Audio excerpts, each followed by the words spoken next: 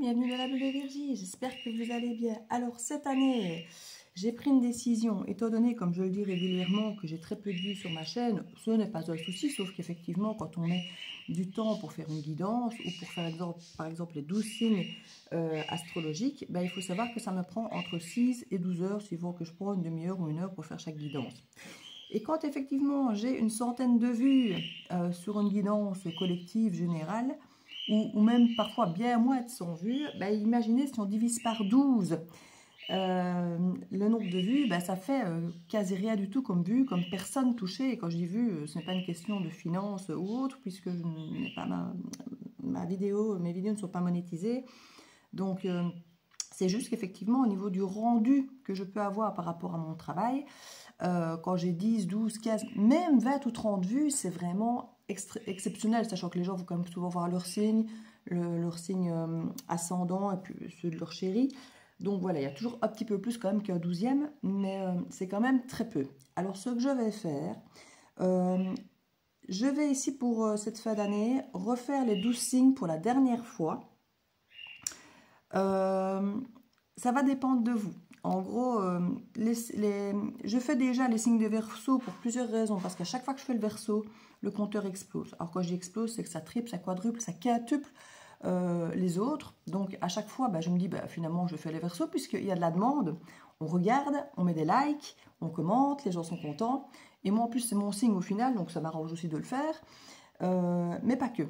Donc voilà, ici, je vais commencer par faire le Verseau, puisque je sais que le Verseau, il est toujours bien accueilli. Et pour les autres, pour la dernière fois, je vais refaire les 12 signes, et je ne garderai que ceux qui ont suffisamment de vues et de pouces en l'air pour me motiver à les reproduire. Parce que si effectivement j'ai 3 pouces en l'air et 20 vues, je me dis que ça ne vaut pas la peine de perdre autant de temps dans mon temps privé, personnel, parce que mon temps aussi a de l'importance.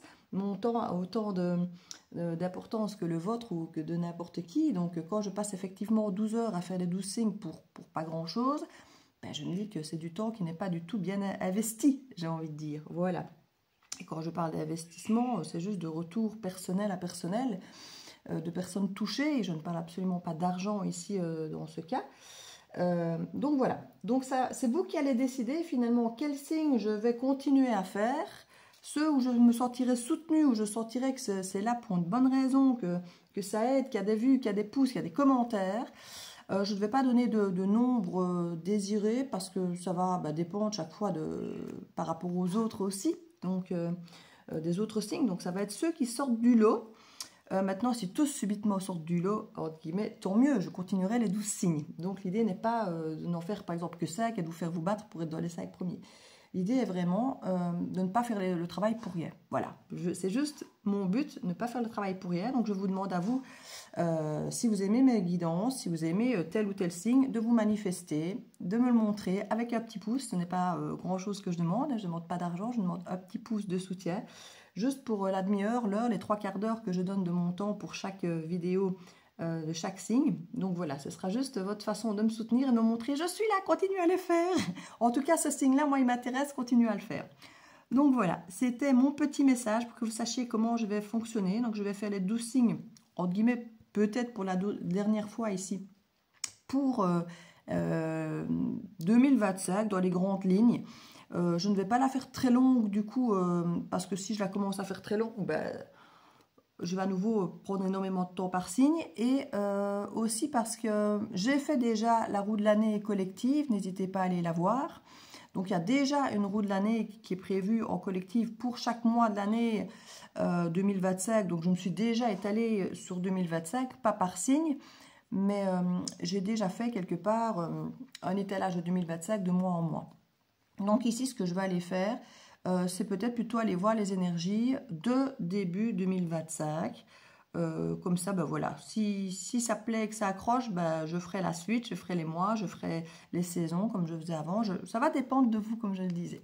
Donc voilà, à tout de suite. Bienvenue dans la bulle de Virgie, j'espère que vous allez bien. Les 3 derniers signes, les signes de terre, je vais commencer par le taureau, voir ce qui vous attend dans votre entrée de l'année 2025. Alors sachez que j'ai déjà fait une roue de l'année pour le collectif, où j'explique de mois en mois les énergies qui se déroulent. J'ai aussi fait une autre vidéo avec les conseils signe par signe que je vous conseille suivant vos énergies pour 2025.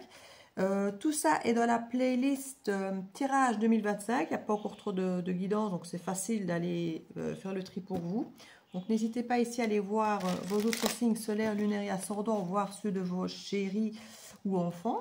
Et si vous voulez quelque chose de plus complet, encore de plus personnalisé, n'hésitez pas à me contacter pour le coup de l'année ou un tirage pro, love ou général. Donc à vous de voir ce qui vous intéresse, quels sont vos besoins. Il y a différents prix.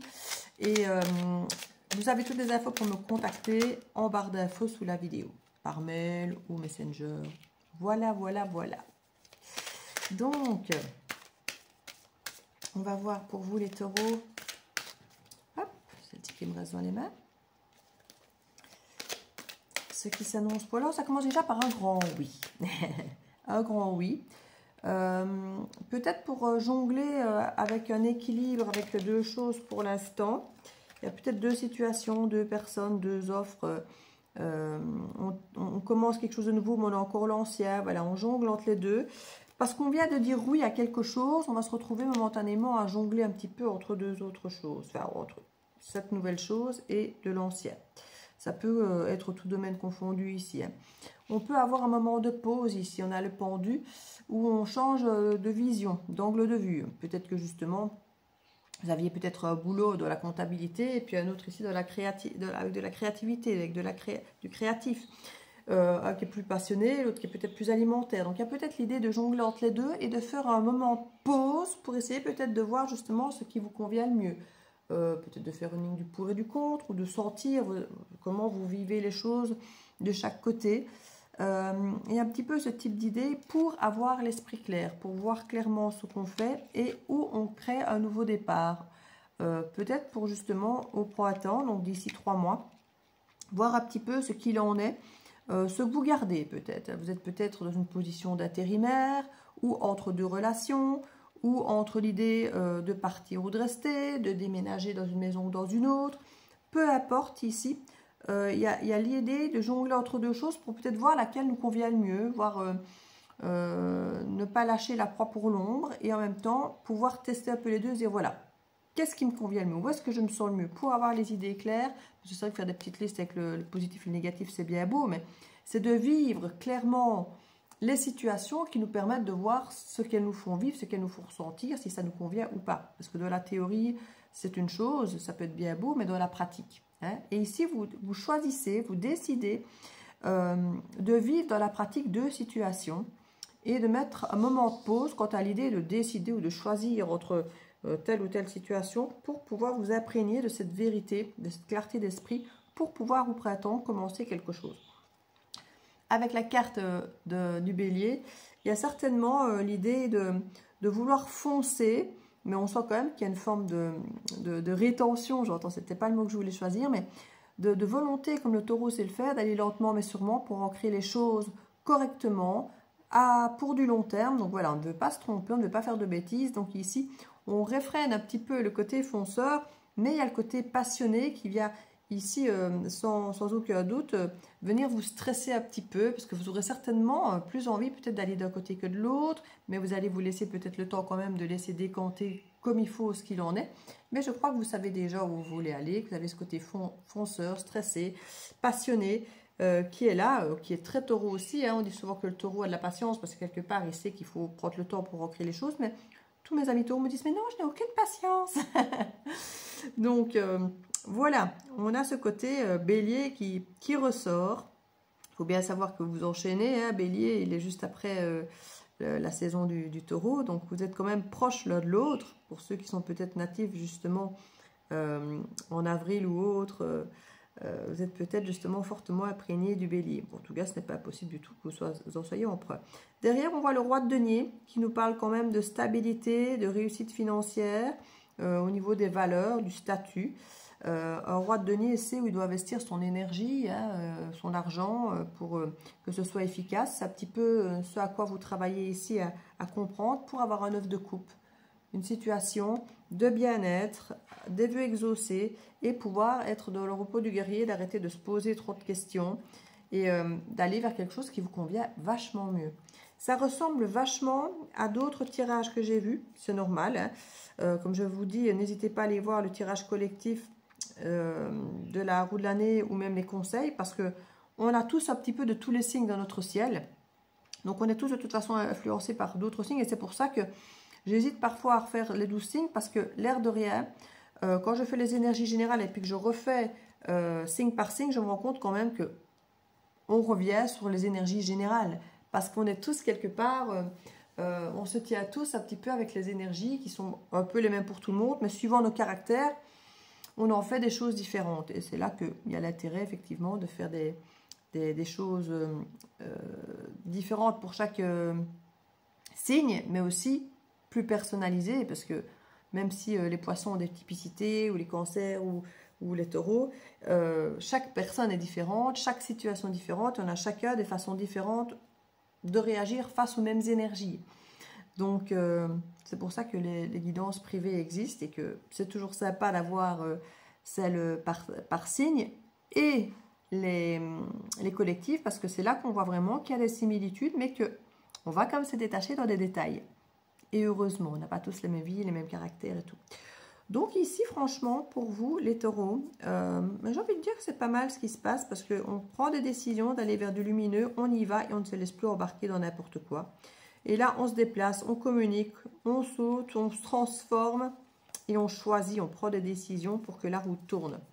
Et je dis, pour moi, ça, ce sera au moment du printemps. Il peut y avoir des belles associations, des partenariats, des contrats à la clé, que ce soit professionnel, relationnel ou autre. Donc voilà, amis taureaux, j'espère que cette petite guidance aura pu vous éclairer. N'hésitez pas à mettre un petit pouce pour que je continue à faire vos guidances à vous les taureaux. Puisque sinon, comme je vous dis, s'il n'y a pas d'intérêt, si j'ai pas de retour dans ce que je fais, ben, j'arrête de faire. Voilà, c'est pas compliqué, parce que ça me prend du temps, et mon temps est aussi précieux que le vôtre.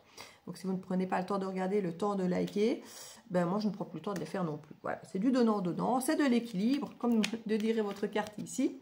Hein, il y a une question de donner, de recevoir aussi quelque part, de trouver l'équilibre entre le temps qu'on met, qu'on donne, qu'on passe, avec forcément une forme de retour d'énergie pour le travail accompli. C'est là d'ailleurs ce que vous allez regarder ici, dans ce moment où vous allez jongler entre deux choses, voir ce qui vous nourrit le plus, ce qui est le plus important à nourrir, à investir, et ce qu'il faut peut-être laisser tomber. Voilà. Je vous fais des bisous. À très vite.